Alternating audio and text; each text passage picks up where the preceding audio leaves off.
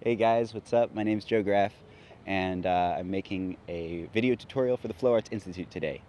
I've been spinning poi for about 6 years. I've branched out into contact staff and dragon staff since then, but today I'm going to be doing a poi tutorial. Subject of the tutorial is going to be tangles, specifically infinite tangles and how to maintain them. And I'm going to be teaching some exercises that you can use to gain fluency in a tangle framework and start inventing your own tricks in that framework. So without any further ado, let's get to the footage. This is the first infinite tangle that I'm going to talk about. It's an ollie or infinite hyperloop. The trick to maintaining an ollie is the balance of tension and slack on your leading tether. For this demonstration, I'm leading with my right tether, which is the blue one. My right hand is adding and subtracting tension from the tangle, while my left hand is making subtle circular corrective motions in order to keep the tangle balanced.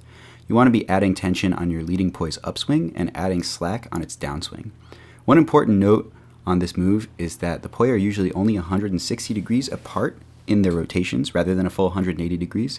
This is because the leading poi experiences some drag as it pulls the following poi around in the ollie. Another note is that tether friction matters. The skinnier your tether, the more flexibility you're going to have in this move. Using very thick rope or chain tethers will make this and most other tangles more awkward and difficult. Next trick we're going to look at is a butterflap. This is sometimes known as stirring the pot. We're going to enter from an outward butterfly with slightly outward tilted planes. Once again, the blue tether is leading, and you can see that it's spinning in a more vertical plane than the yellow one. The yellow one is kind of getting pulled around in a slightly more horizontal plane. The basis of this move is getting comfortable with a bouncing motion, moving your hands forward as the poi reach the bottom of their rotation, and then pulling them back when the poi are nearing the top of their rotation. This tilts the overall planes of the poi heads forward, away from you a bit, and allows you lots of slack for slowing down the movement and giving you a chance to correct deviations in it. So this next trick is an exercise that you can use to expand your flexibility with ollies. You can call it an ollie weave. Basically, practicing this will give you some control over adding twists to your tangles and then subtracting them as well. As you can see, the poi enter a normal hyperloop and then shift back to the right side where it entered to twist up one rotation further. That means that when you untwist on the left side, the tangle isn't totally unraveled yet, and you can repeat the motion back and forth. I'd recommend adding tension to the tangle as you increase the twist and then allowing some slack back into the tangle as the tethers unwind. So you'll see a gradient of tension where your points of highest tension are on the right side of your body if you enter the poi from the right side, and the lowest tension is going to be on the left side of your body.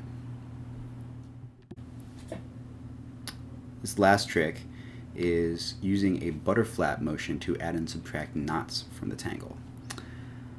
As you can see here, I'm sending one of the poi through the inside space at a time. As I send the left poi through the center, I'm adding a knot to the tangle, and as I subtract the knot from the tangle, I'm mirroring the motion with the right poi. This is a great exercise for building tangle sequences, since you're learning to analyze the structure of a tangle and make it more or less complex, one poi movement at a time. This exercise is also essential for the times when you accidentally make a tangle more complex than you intended. Using the stability of this butterfly tangle and picking it apart one poi at a time lets you continue to spin through mistakes during tangle sequences. So lastly, here's a clip of some free play that demonstrates a few of the applications and the concepts of this tutorial.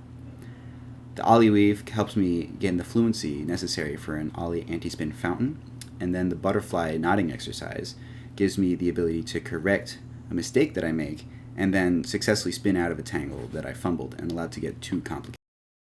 I want to give a huge shout out to Forrest of Outbound Creative for helping me produce this video.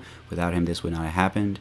And I want to give a huge shout out also to Fahrenheit Flow Arts Festival for nominating me to be Instructor of the Year for the Flow Arts Institute.